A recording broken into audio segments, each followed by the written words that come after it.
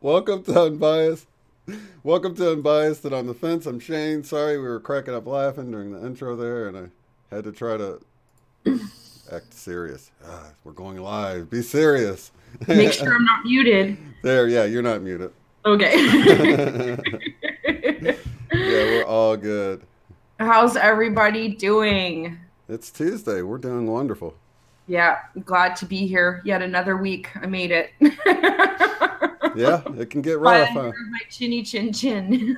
Yeah, I don't know if you knew yesterday. We're about, I guess, 20 minutes from the ending, and our power in the neighborhood went all off. And it was like, I'm sitting here, my laptop battery kept working, so I was confused for a split second because all of my stuff didn't turn off, you know? My mic was still on, the camera was still on. But, you know, of course, my internet is plugged into the wall, so it immediately cut the feed, but I'm like, what's going on? My lights went off, and didn't know if it was the breaker or what. And then I was like, oh my gosh. And then I'm like checking my phone, and it still had connection to the cell tower, so I knew the power didn't go off everywhere. Like, you know, because I've been talking on these different websites about there's a blackout coming. Yeah. And, you know, be scared. Yeah, so. Yeah, I've had the power go out a couple times too now in the last few weeks, and each time it's like, how widespread is it, right? So, yeah, just wondering and waiting, especially this week. But with the funeral arrangements now, they've managed to postpone the the Huber testimony. And is that what it was? Yeah. That was going to be big, but they. What a way to wag the dog on that one, huh?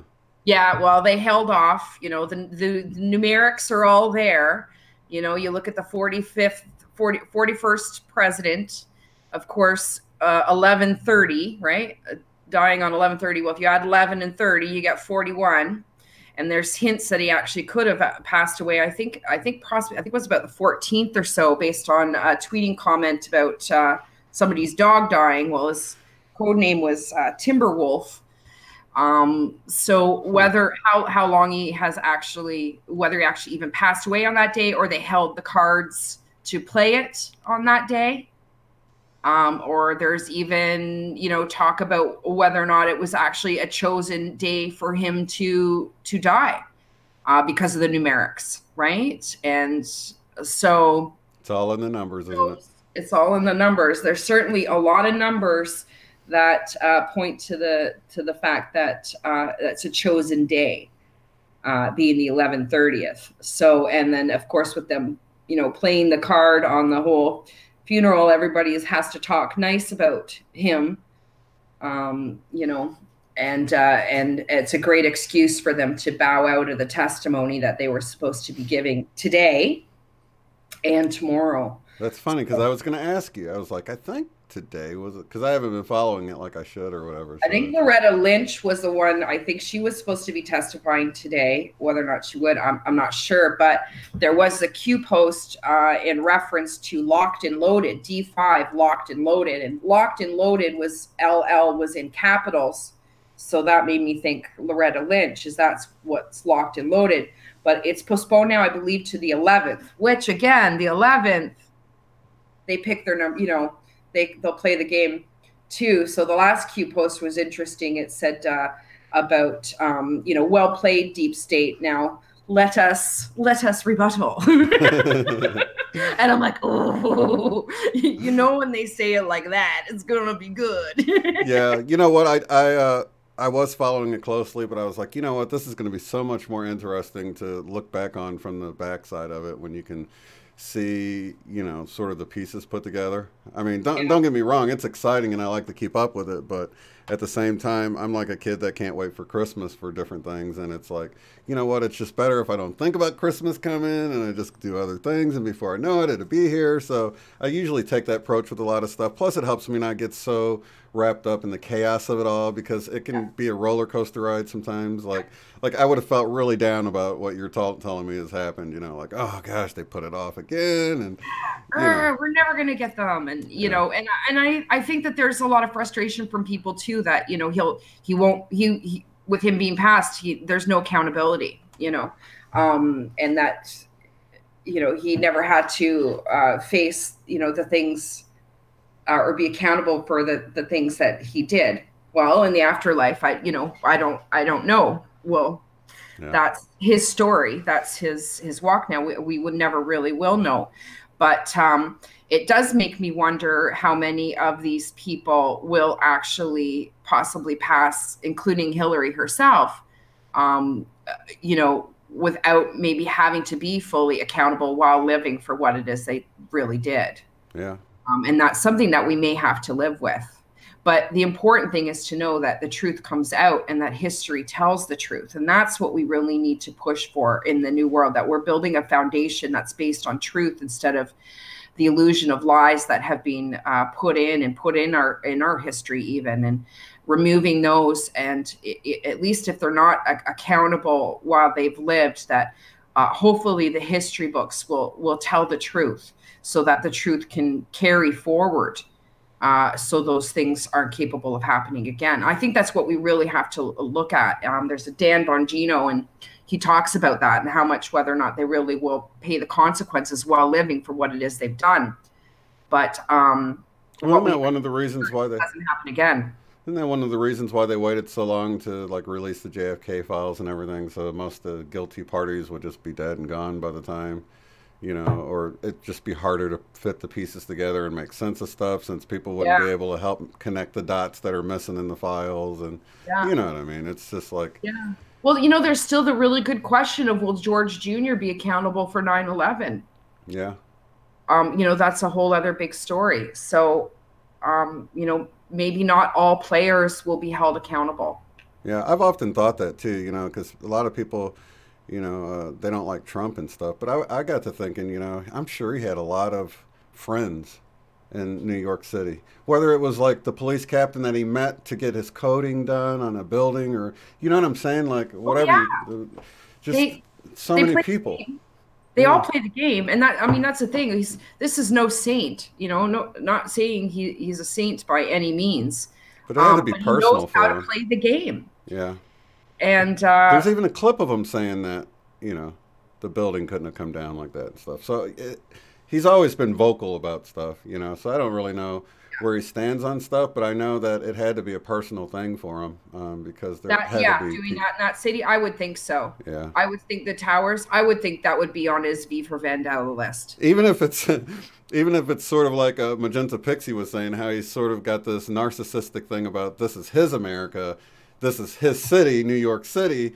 So, I mean, that narcissistic mentality can actually work in the right direction if it's like applied right. So if he felt like that was attack on my city, I'm Trump, this is my city, I own like so many buildings, then I'm sure he could take that personally. But well, that's it. He's unapologetically a nationalist in the fact that that's his country, and he will do what's necessary to protect his country. I think he truly loves his country and truly sees that these people were trying to destroy the country. So it's not about him being a saint, but I think it's him protecting what he deems is his and what he loves. Yeah, definitely. Yeah. I can totally see it that way. So that's why I'm always like, I stay open to the possibilities of anything really, because it wouldn't be the first time I was surprised at someone. Let's take a look at the Schumann. I'm going to Mr. MBB. You know what? I saw that. Do you see last night? It was like a wall. Yeah. You see the straight line? Yeah. Let me open it here so everybody can check it out. Yeah. It was. Let's see. 2 a.m. on this graph here. I felt it last night. I was still up and I felt it come in into the crown. and it was shaking me. I was vibrating last night, like that, like you're cold but you're not. Yeah. Mm-hmm. And that was happening. And I checked the Schumann and I saw that it was starting to pick up. But it's interesting. It sort of does this thing, but you don't really see a straight edge line like that often, do you, Shane? No, except, the way we've been watching it for the last few months, you'll get these really thin up and down ones, but it does look like the whole thing just picked up at one point about, I guess that was, what, about 12 hours ago? 12 or 15 hours ago. But yeah, it's still not off the charts like we've seen lately.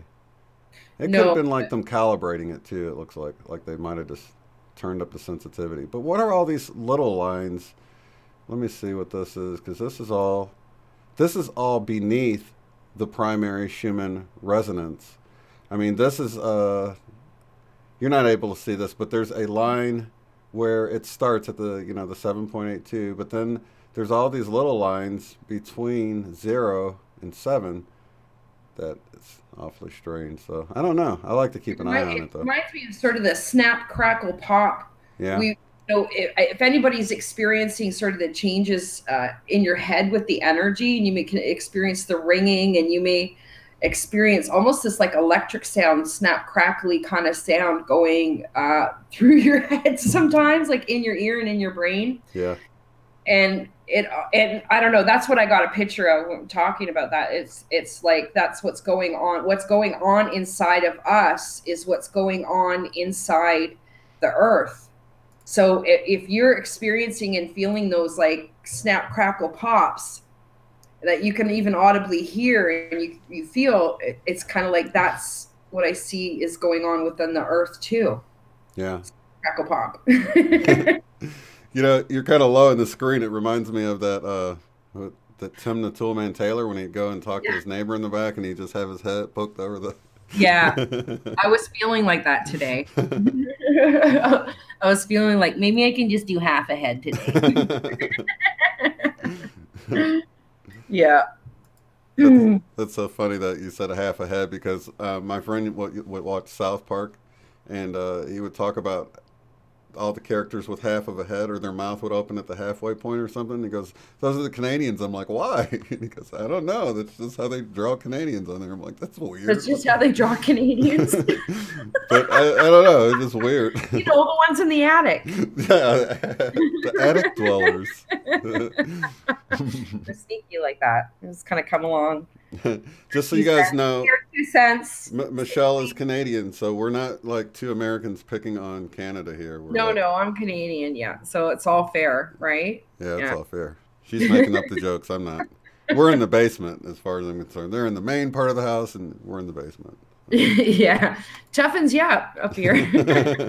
Actually, what's funny is where I live in particular is much lower than a good part of the top of the states. So where I am tends to get much milder weather. So I'm not muckalucking it out there.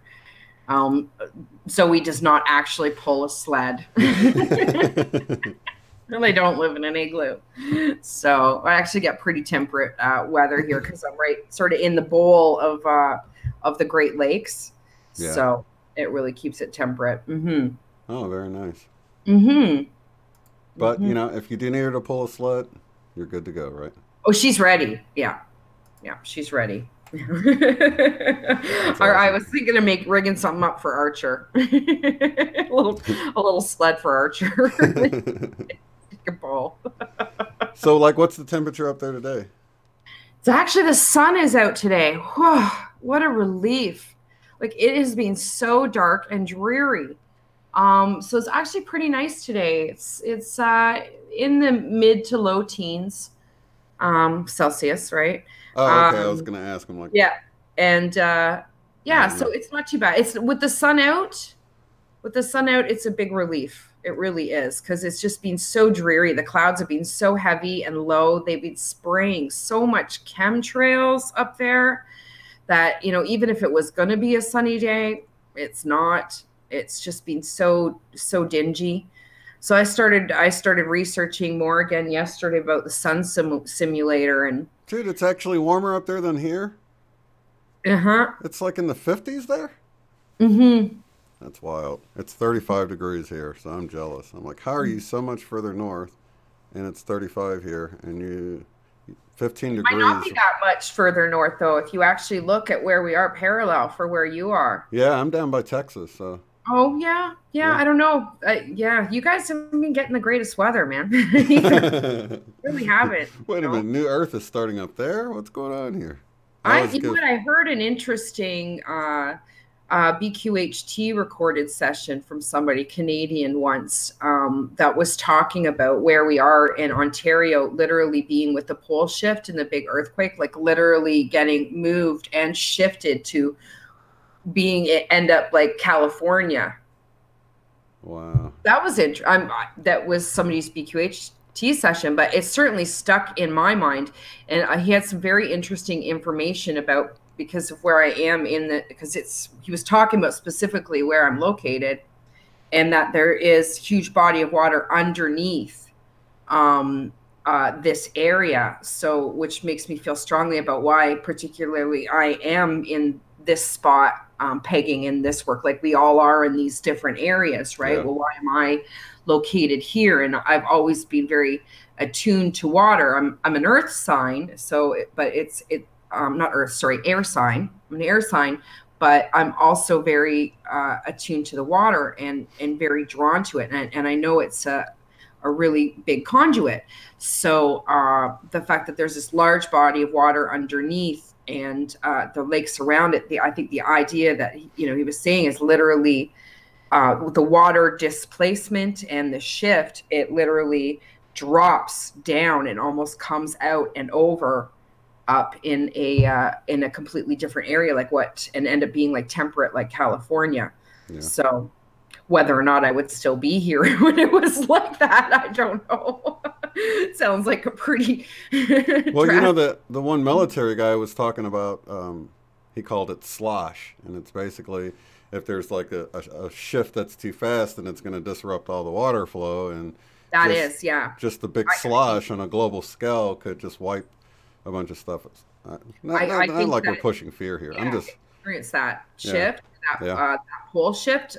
A slosh would definitely be an aspect of it, and I think would certainly tie into a lot of a variety of the sort of, whether it be prophecies or event dreams that people have seen. We talked before about these event dreams and the stories that they told and how those things are coming up now all around us, right? yeah And again, it keeps coming up, this conversation about thinking that things happen in a flash, because when you see it from above and when you eliminate the linear time from it, so like when you see these things in a dream, you're seeing it without the linear time, so you're seeing all these things going on. But I think when you come down into the linear time to actually experience it, it is stretched out over that linear span. So like you said, what would appear to be just a flash could be over a year or 10 years or like whatever it is. It's just the linear application to it changes the framework. But the thing is, what I have to look at, even still now, removing the linear time aspect out of it, looking at all the concurrent events and their relation to the events that were taking place in my dreams, well, they are all very much prevalent now and coming into more prevalence. One of the last stages of the events and sequences that I saw was the asteroids coming in. So there that has reminds me of Angela Gabrielle's talking when she was getting these visions of the asteroids coming in or whatever. Oh, really? Yeah. I see. I don't know that. Yeah. You'll have to share that with me. I don't know that information, but that was one of the last things. Mm-hmm. So, like for me, it started off with the horizon going red, very red, and that to me, I see in a couple of things. We've seen the horizons go red. There's the stellar dust from these stellar cores that are around that because they don't have the gravity, literally the dust just kind of comes off and they leave this big dust trail. And that could be one of the things affecting the color. So that's red dust. And there's talk of maybe we may even eventually see red dust like on the ground, which they did see, I think, last winter on snow. That could be part of this stellar core and this red dust. So whether we would start to see that in more prevalence. But the red horizon also as well, to me, with the California fires. Oh, yeah. Really came into play. And then, you know, so there was that. And then with that next, it was the volcanoes would start to go and the really low clouds, right? So it was like very dark. It was like the landscape became shadowed, like dark. So you just really saw everything silhouetted against a very red horizon, but then had very dark, heavy, thick, low clouds to it. And then that's when the ground started to shake. People were running around panicking. And there was volcanoes that were going off. I even, a couple times when there's volcanoes going off, I would see, this is weird, but it is a dream, you know, keep this in mind. But the silhouettes of dinosaurs walking down the volcano mountainside. So I don't know if it was the symbology of that cycle coming around too. That could be so many things and mean so many things on different levels at the same time, right? But that was another interesting thing that came into play. So then typically after that, that's where waterways would change. I did sometimes see, I didn't always see the big waves like the tsunamis, but I did see them sometimes. Just like there were several dreams where I saw everything, right? And then maybe sometimes I'd see more of others. These are really highly repetitive dreams that come in very similar scenarios, right? There may be little tweaks or differences, but the story always plays out the same. And the appearance is always the same. And so with the waterways, the water moving around, the ground shaking and such, that people were really kind of, that's where everybody was in fear, but I wasn't, right? Let me ask you this. Did they have a reason to be in fear? Were they just freaking out at how things were looking, or was it? The ground was shaking. Oh, okay. Because like in the one where Biker Babe she had those two dreams that were really similar or whatever. You know, it seemed scary. It looked scary, but when it got to them, it wasn't scary. It was just that I've had too, like the tsunami, and I think that was representative of the. But I think it tells us we do not need to be afraid. Like it's kind of an illusion. Yeah. Showing us the show, right? And I think it's setting. So when these things do, we will recognize, just because everybody's running around in fear doesn't mean that you need to be. Because people would be in fear if it was just anything outside of the norm. You know? Well, of course, yeah. If there was nothing to fear, you've never seen anything like that. You'd be like, what the heck? What's going on here? Oh, I'm scared, you know. But you're not being harmed, really, you know. Some of those people, like at those points where everybody's kind of really like running around like that, and I would be very calm, and that's when I would gather some people. There were some people that were able to stop the panic and go, okay, what do we do, right? And then that's when I went off on this big trek. We went through this trek and over hill and valley to get to this point where we went underground and then entered a ship. So and then it goes to a whole other story. This is a long dream, you know. But not very few people actually end up making it to that point. So, and I think a lot of it had to do with state of mind. Yeah. You know, even from the group that started out with to what even was left at the end was maybe like a third. But it's a dream. And I think it tells a story, but there was no fear. By the time I got to that point in it, and it was like time to go. That's when the asteroids started coming down. But so I went through the trek, and we get to the bunker basically, and which I was expected, and we were let in, and we go into the big ship, and there's all these people that I didn't know, but I knew. And everybody was so happy. I'm like, huge joys. But meanwhile, outside, all these asteroids are coming down and hitting the ground. And it's literally like as the ship takes off, it's like the ground is just breaking apart. Yeah. Did you see the big on Mr. MBB? He had some aerial footage of the earthquake, and it looked like the ground twisted, and the road like went this way, and it's like it. What the heck's Yeah. up with that? There's been a That's couple of his videos lately I, where, what's that?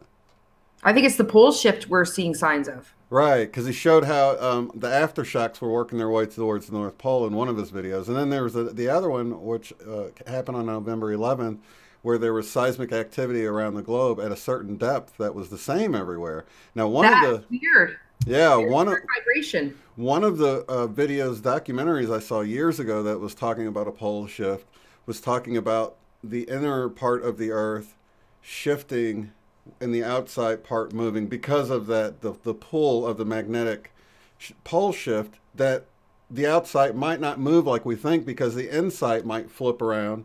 And that's exactly what I would expect to see if the inside was moving independent of the outside. I would expect to see at a certain depth we'd have this rumbling that we might not even feel on the surface. So, that got me wondering if things are being adjusted inside of the planet. That's a really good point. Yes, because I think it would be, there is the liquid within, right? Yeah. It's not like it's just a solid thing all the way through. Well, you get molten to a point, so you would have, a spinning core possibly. Yeah. But this is without getting into the whole arguments of whether it's round or it's flat or it's this Right. or We're just that. throwing out ideas. Yeah. I think it could be true on so many levels, but I think you have a really valid point because that center core would be revolving in a liquid form essentially, so it could move. Yeah. But the magnetic shift of and change, the pressure changes, and the magnetics would then have the effect on the exterior that we're feeling. So it's not like we're just going to go, the whole outside is just going to go whoop, Right. right? But the inside could go whoop. Yeah. And then the outside is going to go like this. Yeah. And if the center wasn't perfectly round, assuming that this is a ball that we're on, if the center wasn't perfectly round and it had some, some shape to it, then as it moved, you can see how it could push up land mass on the outside and let land mass drop down. I mean, you can see how like the whole idea of an Atlantis dropping at some point could have been the inside moved and it was a little bit lower and it just allowed that whole continent to drop. I mean, they talk about the main section of the United States is pushed up in a way that looks like it's been pushed up from the underneath. So, if that's where Atlantis used to be and the inside swooped around, pushed up the middle of the United States, and maybe it's going to push, swoop around again. Yeah. We don't know what's going to happen with the continents. I was just getting a picture. I was just getting a picture of this, like, because I think we picture like North and South Pole. We picture it's like a magnet, right? Yeah. I think we have this because we're so stuck on the 3D, and we picture this solid thing. So if that you're switching the magnetics, then that must mean that you're taking this thing and doing this. Right. But we're not necessarily talking about a solid object like a magnet that's just sitting in the center of the Earth. We're talking about the electromagnetic force field. We're talking about the field. We're talking about the magnetics. We're not talking about a thing. We're talking bar magnet, right? Energy, yeah. Right. So the energy field shifts, right? Mm-hmm. This is what I was talking to Travis about too yesterday. I was getting some interesting visualizations and ideas because there's been a lot of things now. Luna's mentioned about the sun switching to a magnetic sun soon, and what that means exactly. And what was coming to me, and my mom had brought this before too, about gravity and how our science is based on gravity. But that foundation may very well be wrong. And we're really more on a foundation of magnetic force fields and electricity, not gravity. And there's a difference. So when I've had, the dreams, and I know I receive so many dream stories from other people where their experience possibly, or how they experience moving around, like flying in dreams, or if they've experienced event dreams, which show them with the ability to float around. And this has come up, right? And I felt very strongly, like I've told you all the time, I've teleported, how much I can control. I literally understand the sensations that allow me to manipulate the energy within dreams, that allow me to move around in dreams. There is a focused process that I go through of feeling energy and moving it, that I tuned into and trained myself all of these years to be able to do. What started off like this, gravity, trying to get away from gravity, turned into an awareness of energy that was within me. So when I was aware of my vibration in this dream state, then I'm able to literally move myself around based on that vibration, around the fourth density realm. So what has occurred to me is, as we step away from this linear time, this 3D thought, a science that's based on gravity, as we move to an understanding of magnetics and electricity, and how this is an electric universe, and how consciousness is energy, and that we are energy and we can manipulate energy. With this shift, what I'm wondering, I got a picture of this. If you have again, you have two magnets, right? And if you put the same, like a plus and a plus together, it's going to repel. And if you put a plus and a negative, it's going to go, it's going to pull together. Just like the earth, in essence, if it changing that pole shift, with the changing of that pole shift and an aversion of that magnetics, right, of plus and minus, and that magnetic field, my questioning and what I'm seeing is an ability, with the change of the sun working in one way to this new way of magnetics, our ability to tap into magnetic field by literally changing within ourselves, by being aware of our energy, that we could literally have the ability to, like a magnet, like you felt with a magnet, if you try to, by having that control of our energy. Is that how we will then be able to repel the earth and fly? Yeah. I call me got crazy. what you're saying. Just a thought process. And you know what? When you look at the way the poles are wandering, you would expect, like you're holding there and you're imagining this bar magnet on the inside of the planet, and you'd think it's shifting like this, but it's actually shifting around the same side. The north and the south poles are coming towards each other. So it's not even like they're like staying across from each other. I mean, it's almost like you're bending your pen, if we were to use your pen as an example there. Yeah. Bending it to where the tips are coming towards each other. And you can see, like all over the planet, the magnetic field is just sort of chaotic right now. It's not... Well, look at the electromagnetic fields around the planet right now. We've been talking about that for months, and it going bloop, bloop. So there's changes going on to that. We feel those changes within us. Yeah. So, when people talk about being on a new earth and having these visions and dreams and of seeing the ability to move around that way, or teleport, or move yourself around in a way that seems like science fiction and fantasy. Yeah. It's like, is it though? Is this, part of the whole shift on this scientific foundation and thought process of how things work? Because even as a collective, if we collectively shift the foundation of our scientific knowledge in what could be a very illusory game, we can shift the reality. Are we actually shifting the reality of gravity to magnetics and a greater understanding and an uncovering of the foundations of science, which are no longer true, which no longer hold true, as we expand our minds and expand in this process? So I'm really thinking that, with Aluna mentioning this magnetic, switching to this, I really want to delve into this. I think it's interesting, and I think it's very key. It is very key to this process, but it starts to give answers to why we would be seeing those dreams right? Which look like science fiction or fantasy. And this is the tricky thing for us is it's, you know, so easy for the doubts to come. How much will we experience? This is my question now. How much will we experience as light beings and light body in this transformation? How can that happen? How will it be? Is it just science fiction and fantasy, or is there an actual real basis to this thought that we are being shown the keys to early, so we can show by example in I think a relatively short time that's left of what it's possible to maneuver and manipulate, so you can get yourself out of this dimensional shift, that you don't want to be on that lower dimension. Right? You don't want to have that experience. But I think that we're being given the tools, that we're understanding the structure and the foundation of everything is about to change. And we've been given all this information in dreams, and what may seem like, you know, well, you can only do that in dreams and you can only do that in fantasy. Well, that's the thing, is what we're waking up to, is that this is the illusion, and that there is actually a more real than this. There is a more real than this. And in that more real, those abilities are normal.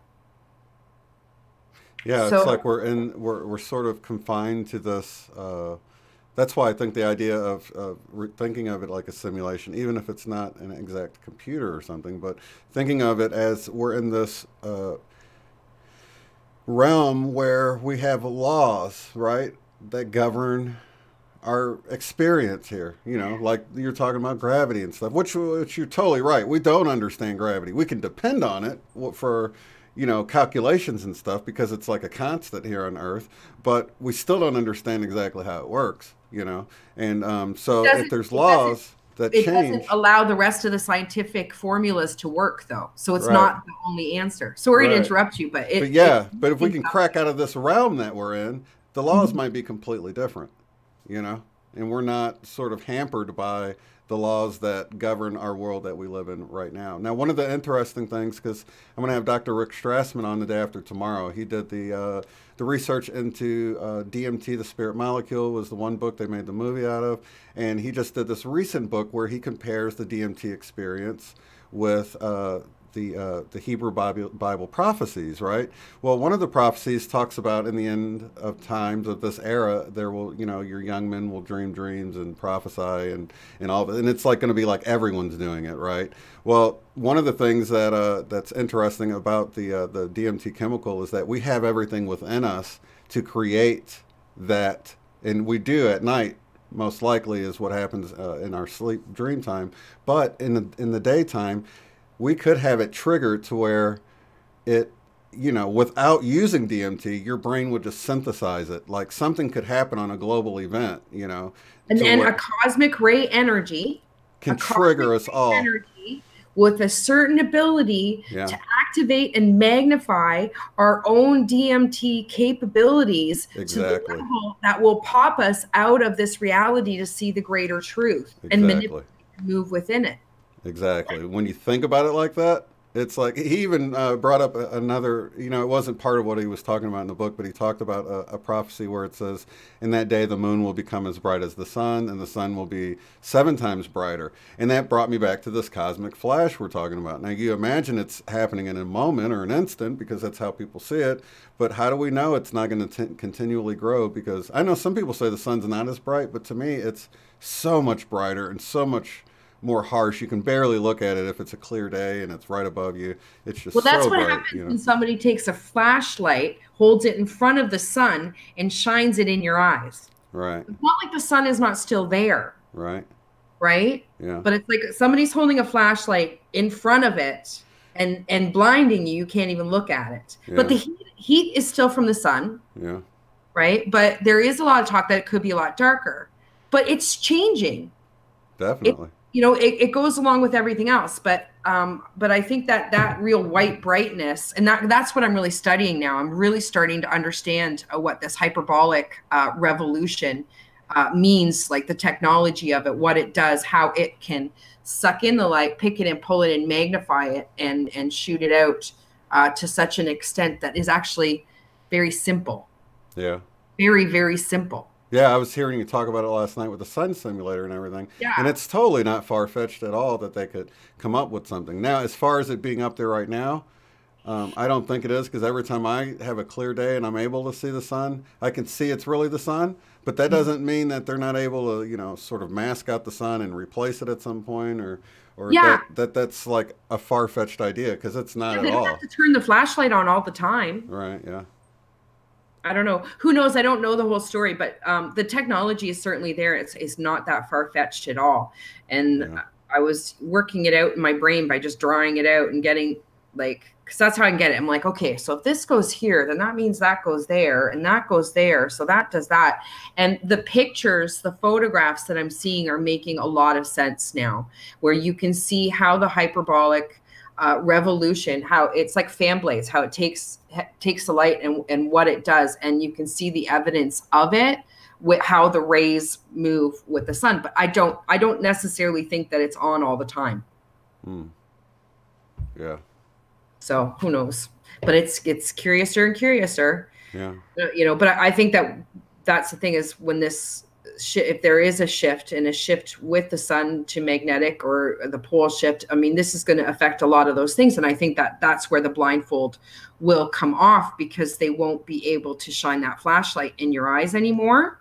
So people will suddenly be able to see a lot more as to what is going on in the sky, out around us. I really wish people would have hung on to their solar glasses from the last year when we had the solar eclipse and stuff, because a lot of the pictures I see going around out there, I'm like, man, just put your glasses on and look at it, just to be sure of it. Yeah. Because you just welder's glass will do. Huh? Oh yeah, welder's yeah, glass.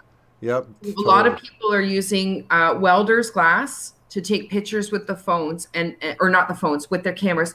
And that's when they're catching not just the sun, but also all these objects going on around. So I don't think that they have these simulators on all the time. I'm wondering if they're putting them on more when there's stellar objects that are somewhat eclipsing the sun. And then that's when we get all these really weird rays, or you'll have like a big dark strip, or one half of the sky is dark. I think that is when you've got a sun simulator on and you've got a stellar object or a UFO, whatever it is. It could be a multitude of things, but you've got that eclipsing the sun. And that could be why we're. And I think that's when we get the heavy chemtrails.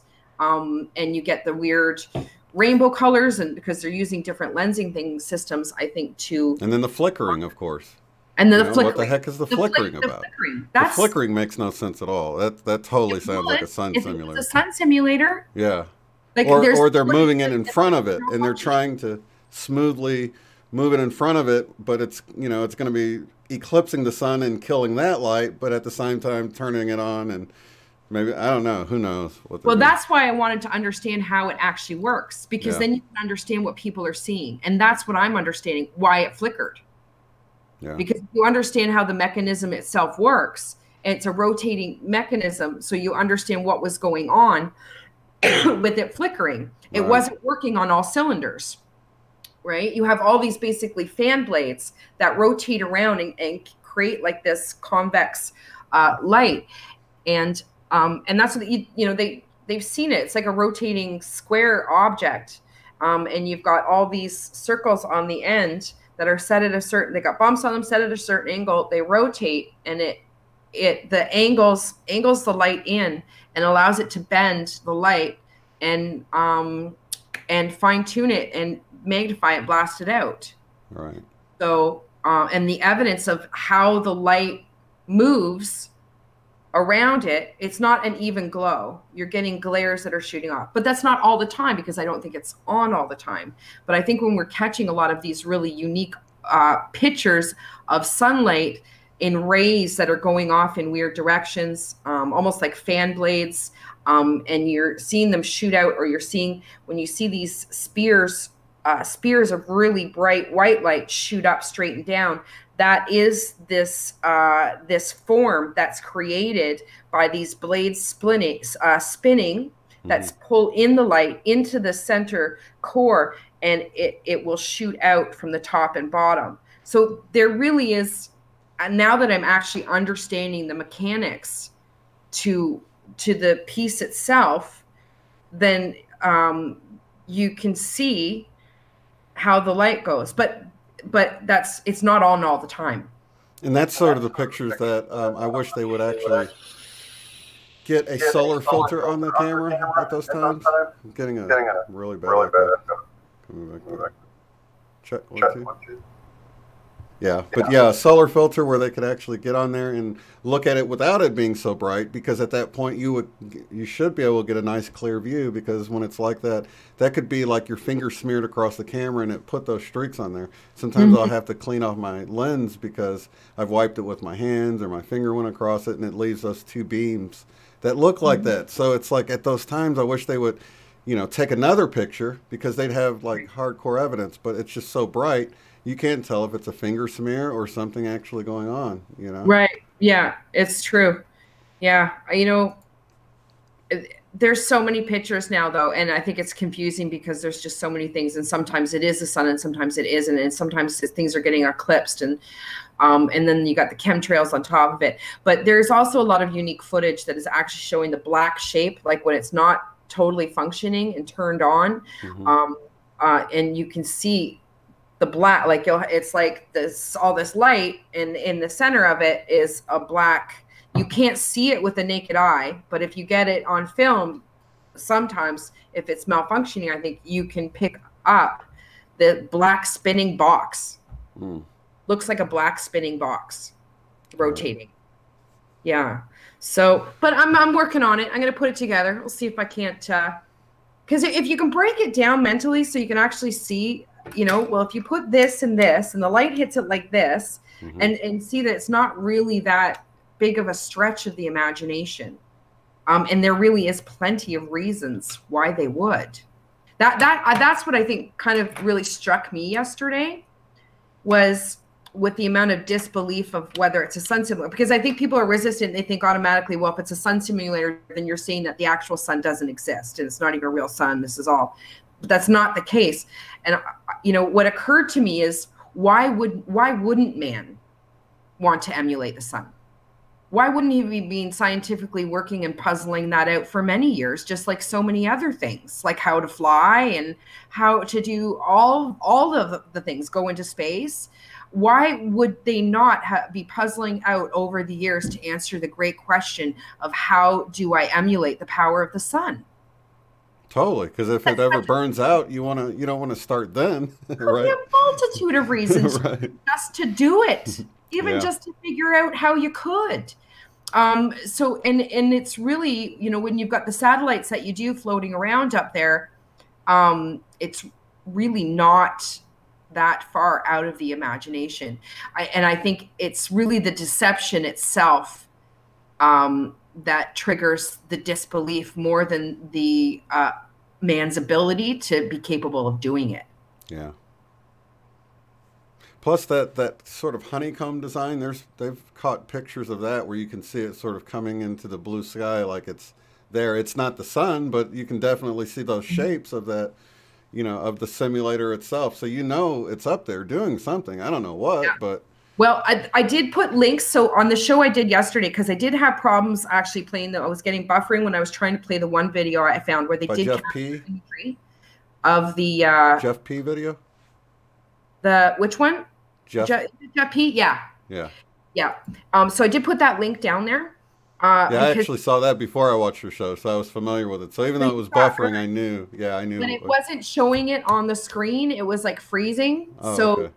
For anybody that was joining in and knows what we're sort of talking about from last night, it was buffering on the screen, because I had started talking about all this last night, really fascinated with it. But I did put the links. I made sure I put the links down below that, and put a bunch of other. I put links down there that I didn't even get to that night, just like interesting stuff.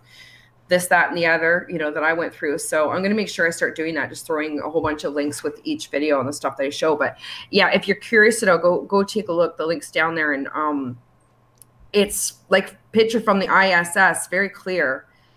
And then he does a great job. He went through the schematics and everything. So that's why I was going back and forth trying to figure out those plans and how that works, that hyperbolic revolution, hyperboloid. Right. You know? It's definitely interesting topic.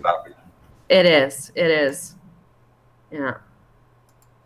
What's everybody else saying? I know we got a lot of Sun Simulator fans out there, for sure, in our neck of the woods, right? I think a lot of us have questioned, and it's a big part of questioning all these things is what is it? And I listen, I'm not saying anything definitively. I hope you guys know me by now, that I just like to touch on all of these ideas and roll them around in my head. I am not floating up in the sky as of yet, so I do not know what's what's up there. But my mind certainly likes to conceptualize and get a better understanding of how these things could possibly be. That's why I think it would be a good idea, because like today, for instance, I can't keep an eye on it. There's way too much overcast. I can tell about where the sun is, but there's no way I can put my solar filter on and actually look and say, okay, that's the sun. I mean, you don't even have to have it connected to a telescope. You can literally, if your eyesight's pretty good, you can just put them on. You can see it's around. You can tell it's the sun. You can even see the sunspots on it if you've got really good eyesight or whatever. But if you have like a monocular or a telescope, you can actually zoom right in on it if the sky is clear. But if more people were paying attention, all over the planet, then maybe overcast in my area, it might be clear for you, and you can look up there and say, nope, it's really the sun today, or no, something weird is in front of it today, or something. Because every time I can investigate it, it looks like the sun, but it's not always like today. I can't check it out. It could totally be something fake. I think too, the other illusion to realize is if it's a sun simulator, it's not one sun simulator, right? There would be many, but whether or not they're actually placed out all over the globe, I don't think that they are. There wouldn't be reason to place them everywhere. So it's not necessarily that they place them everywhere, but I imagine that they place them in very key locations, right? But from my understanding too, is that it's not just one. It's not like, because then people get this picture of like, okay, then the Earth's like flat and you just got this one thing going around. And I think understanding that it's objects much lower to the ground and several of them that are able to mimic it, but whether or not they have them all. So I don't know that, so the question is, well, do some areas have them and some areas don't? Or are they used only in certain times? Or are they only used at the poles to try to melt the ice? Or, there's no telling what they're trying. They could be using it to bore down through the ice at the poles or something. I could totally see using it like a sun drill to heat the ice and melt through. Alaska seems to show a lot of evidence of sun simulators on their webcams. Yeah. That's for sure. So, yeah. And it's far enough away we wouldn't know, Yeah. Today it's perfectly clear. It's like, why some days there's not a trail in the sky and other days they can't get them up fast enough. From the first thing in the morning, that sun's going down, they're out late, and you just see it just go like dust.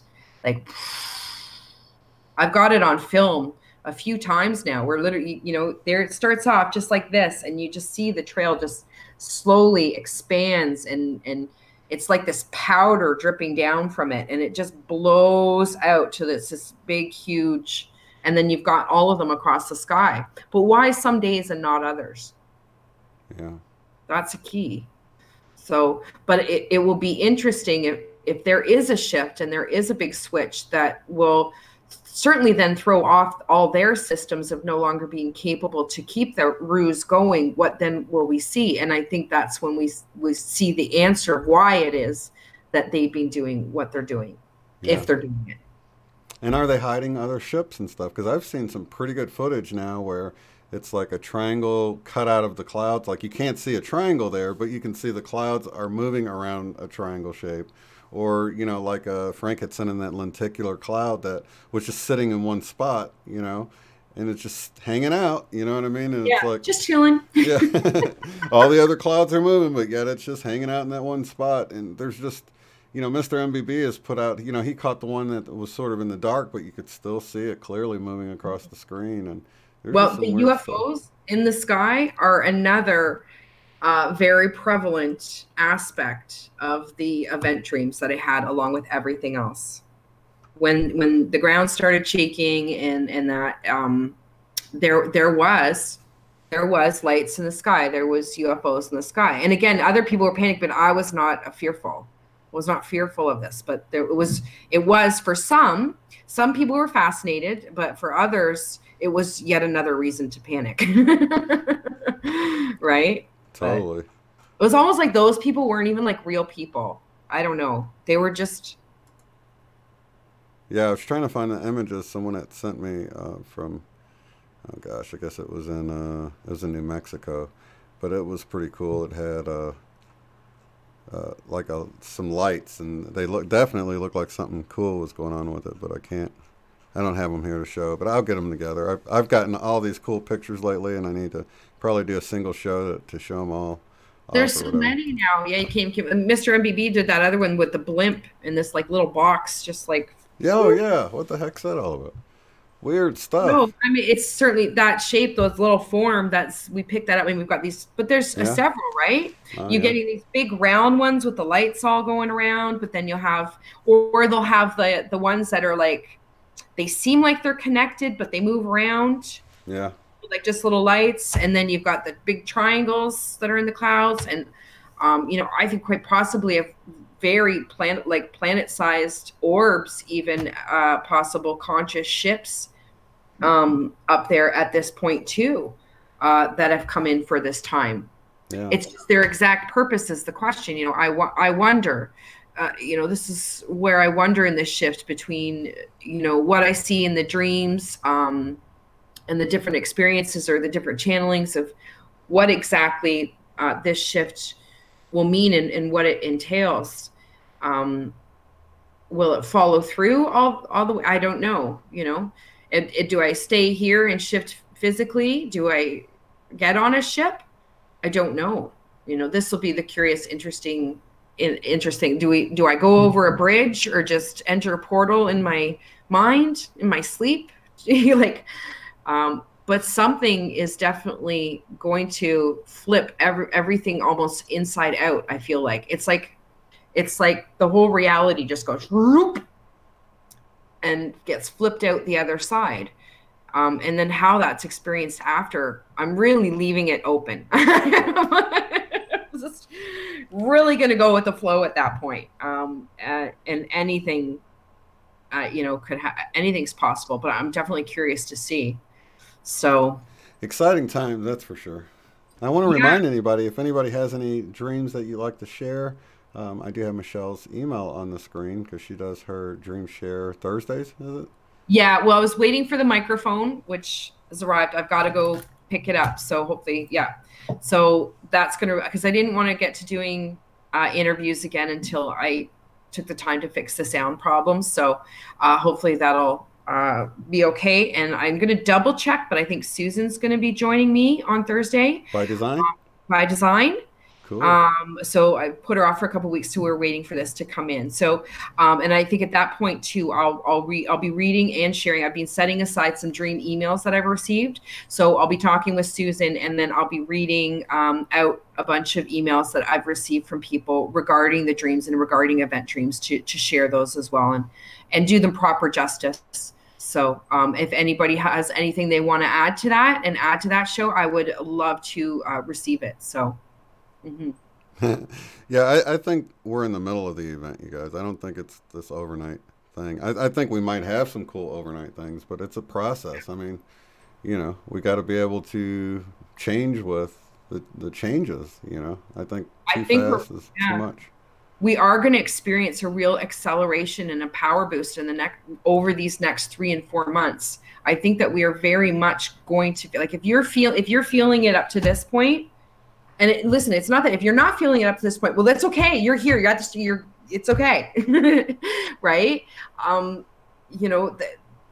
There have been forerunners, and in essence, putting this into to be able to show, so that others that do come along start to get these experiences, you will know what they are, and you will know that it's okay, and this is where it's going, and this is what it's leading to, and have a path to follow. So But everything is escalating so exponentially, you know, even if you're just starting off now and just awakening now and just experiencing these things now, coming to an awareness of it, it's not even going to take you as long as it did us, you know, that some of us that have started with these experiences early, because things are moving so exponentially, and because the collective is so seeded now and getting well watered, that literally you're getting super grow. You know, you're going to grow and grow into this so much faster. So hopefully it won't require the level of trials that maybe some of the forerunners have had to go through, as far as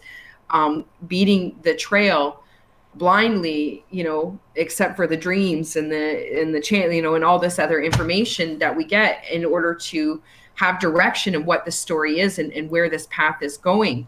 Yeah.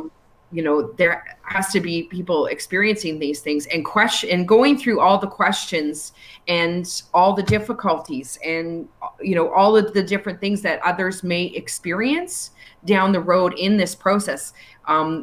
We almost have to go through it all in order to leave this example of all these possibilities of how these things may be experienced for those who then begin to experience with this accelerated energy. So the popcorn's popping now, and going into 2019, that bowl is going to start to overflow. Yeah. It doesn't mean you're getting left behind or anything like. No. Yeah. No. If you're good. Yeah. You're good. You're on the boat. You didn't miss. You know, you're not standing at the end of the dock. That's not anybody who wants to make the journey and make the shift is now given the opportunity up until the, you know, the end to make that shift. We're only talking about the ones who adamantly, even no matter what, and no matter what truth or their decision is to remain within the satisfying self-interest mode, then that will be recycled again for them to play out the role that they chose to play until they're done with it. Right. It's just simply, so if you're here and if you're in awareness and you're making that choice, we'll all be given the choice. We will all be made aware that there is a choice. So there's no missing the boat. It is those choosing not to take the boat. Chaz says, is impatience and just another symptom? Yes.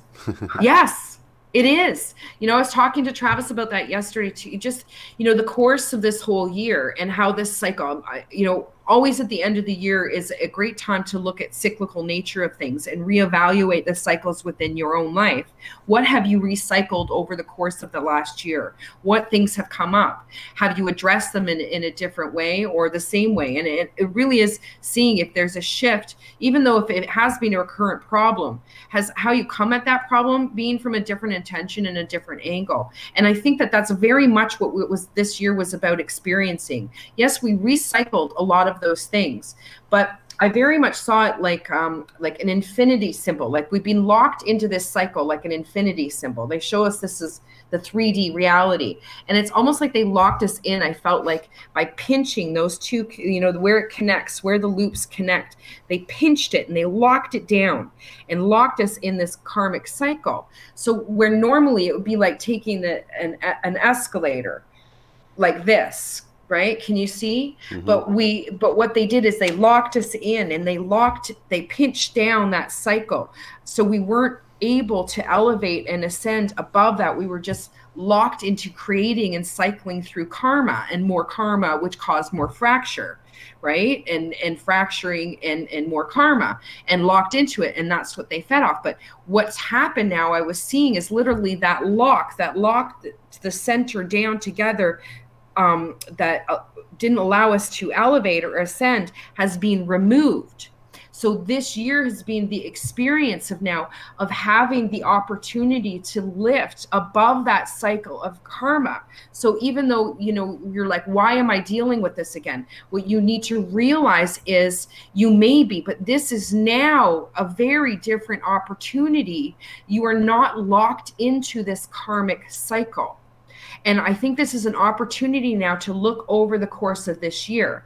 When it started in the beginning of the year, we really, and all the excitement of this energy coming in, to learn this energy's coming in, and to learn the possibility, and to understand and take within ourselves a very real possibility of experiencing this. Well, that's, you know, of course it's going to build our excitement, our enthusiasm, build our dedication, our intention, and our determination towards this work and towards speaking our truth and doing it. But the fact is, we still had to do the work. It wasn't going to come in and rest. We had to build the foundation. You know, when you look at the process of creative visualization and manifestation, there's a very key point to it. All right. If you picture yourself in building what you want to create, you form a bubble. And you fill this bubble with that visualization of what it is you want to create. In order to bring it to life, to breathe air into that bubble so it will come to fruition, that requires the feeling.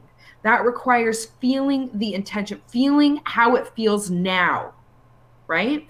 So it's instilling in it a belief that it already is, and feeling the experience of it already existing and already being as a real possibility. Now that is the air, that is the breath that puts the life into it.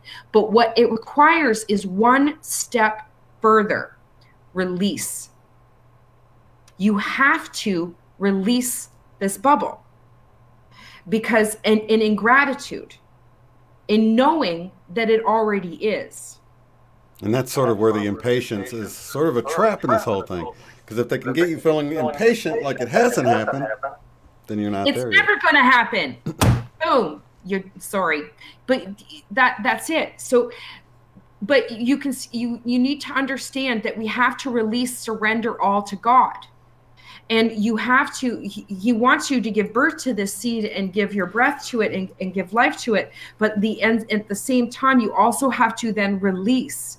So this is the process that I've gone through. You know, listening to Carrie talk, last week, it was a great interview, and could really see that picture in him talking about, the anticipation of the wave coming in. And then when it didn't come in, and then going through this process, it's all been a learning process for us to learn that, no, you still got to do it.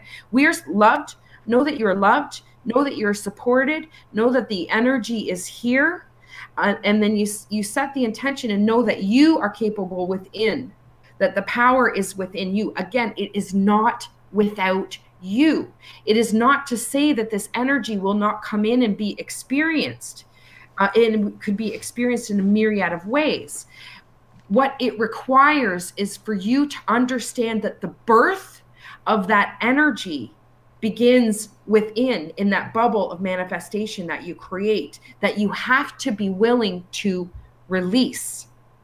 So what I see is a cycling back around, coming through in these next 3 months. I see that we did give birth to it. I see that we went through this learning process of giving birth to a manifestation, and setting intention and doing the work, and even the hard stuff, and having the good days and having the bad days, but keep working and feeling the fruition of it. I think we have, in essence, come through some of those valleys that many of us experienced in regards to our despair or disappointment or negative feelings with that not coming in, and hopefully have come home and come back to the idea that it is all within, and have been able to then release. Because I think with that release and the gratitude of it already being, and that energy already being here, I think that is when the collective then will see the evidence of that manifestation.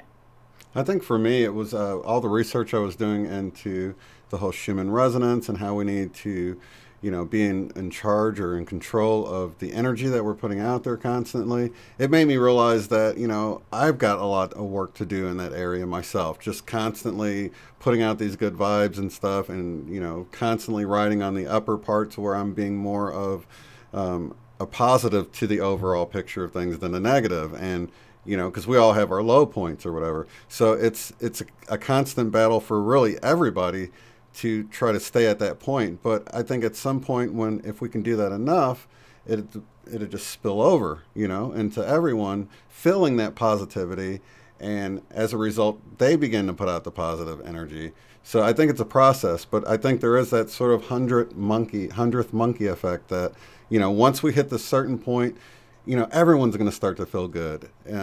But, it's sort of like we're like first responders to get in here and get that vibe up to, which it's tough. It's a daily battle. You know what I mean?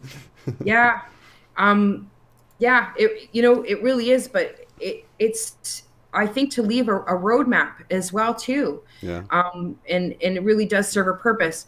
What I was recalled to as well, I think what's really come to me in this thought process over the last, like, especially 6 weeks, or really since, even more so, since the 11th, when the very physical energy is really being felt now, in a very powerful way. And that just keeps escalating. I have come back to when these newer waves have been coming in, the realization that I'm grateful of the timing, that the impatience and disappointment or whatever, I just don't want to, I just want to be done with this, whatever is at those other times, that I'm glad that it didn't come then. That's what's come back to me. And and that's what I'm seeing in this story, and realizing how much I have changed in the course of the year, how much I have committed to my practice, and how much that has allowed me to build this stronger foundation to be able to get to this point, and to understand that God did know best all along. And this is not an easy process. And it required me to go through these things that are not easy, but if I would not have been capable. So they are doing it lovingly and supporting me in order to allow me to do this. And it's about trusting them that the amount of energy that I'm receiving in the time that it's coming in is what I can physically handle and what I can do. Right. And be grateful for that. And I've come back to that same thing quite a few times, where I can think back where I'm like, I'm ready, come on already. But then like 6 months down the road, like, wow, I really wasn't ready then. You know what I mean? Yeah. You know what occurred to me in that thought, what tipped that thought off, was listening to you yesterday talk about the DMT. And what occurred to me was what it would be like, because I haven't done it, but the curiosity of, because it's so powerful going into a meditative state now for me, and so deep and quick, and especially to go really deep. And the thought occurred was like, what would it be like, or what would happen going, like, really being in that meditative state, and in that, and really as deep as I go, and getting DMT at that point, what would happen? Right? So that kind of fed on this whole topic as well, about being in the best place to receive this energy, and how I am able to be in such a highly meditative state that is more than 3 months ago, 6 months ago, 9 months ago, right? Each day is more and more and that much deeper. So that kind of really tied in with that whole thought about the timing of it, and really wanting to be able to be as into taking this energy in as I'm possibly capable of when it happens. So any extra day to do that, prepare for it, I think we will realize after that we should be grateful for it, possibly. Yeah. Well, that's awesome. Well, yeah. I do have your link below, and actually, I wanted to mention again that you got your Patreon and everything set up. So if anybody wants to support you that way, they can do that by going to your YouTube videos. Do you have it in your descriptions and stuff? Yeah, I have I noticed it on the screen. That's cool. I love the new setup. I wanted to brag on you for a moment too, because I love the little scrolling thing, and you got everything. I could tell you put a lot of hard work into it, and kudos to you. It all. I know. It feels good too, doesn't it? Yeah, and it was back and forth between the tutorials, but you know me, I'm determined. It's because if I have a picture, I think that's what it is. I know it may seem like I'm hard on myself sometimes. I am, but it's evident in my artwork. Even I'm very detail oriented, and I visualize and see it a certain way, and I really love to recreate that. So.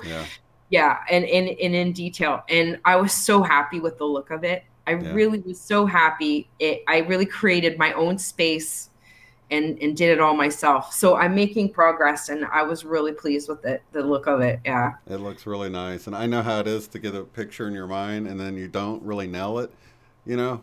So I know what it's like when you do finally nail it and it's like, oh my gosh, this is exactly what I was picturing it like. And it feels great. So and how do I do it? That's the big thing. Is like, how do I do it? Yeah. But even it not like amounting up to your expectations, that kind of sucks. But it looks great, so I can see you're happy with it. When it worked, like when I put that last thing in place, I did it in a day. I was like, oh my gosh! Now I really know I'm making progress. You know that I did it within 4 hours or 4 or 5. Well, probably 6. It could have been 8. I don't know. And they put that final thing in place, and I'm like, wow, I can really feel that that's progress now for me, to be able to have a picture and be able to put it together and click through it and be done and go, there, I did it. So it definitely gave me a feeling of accomplishment. I was really excited to share with everybody last night. Yeah. So thanks for appreciating that and sharing it with me. Oh, no, I know what you went through to get there, so yeah, I appreciate it a little bit more. So yeah, everybody can check out our channel. It is linked below. And yeah, so I guess we'll wrap this one up. I got an appointment here in about 9 minutes that I need to clear out for. So yeah, you go do that. I'll be on tomorrow. Going to talk about Clinton Foundation. Okay. Because that's stuff that's going to come up. So I thought it was a good time to cover it. So I'll be around doing that if anybody's interested in listening in tomorrow night. All right, I appreciate you. Thanks for coming on, and lots of love to everybody in the chat. We'll see you in the next one. See you next week. Okay, bye-bye. If you'd like to support the work I do, go to paypal.me/UOTF. Thanks.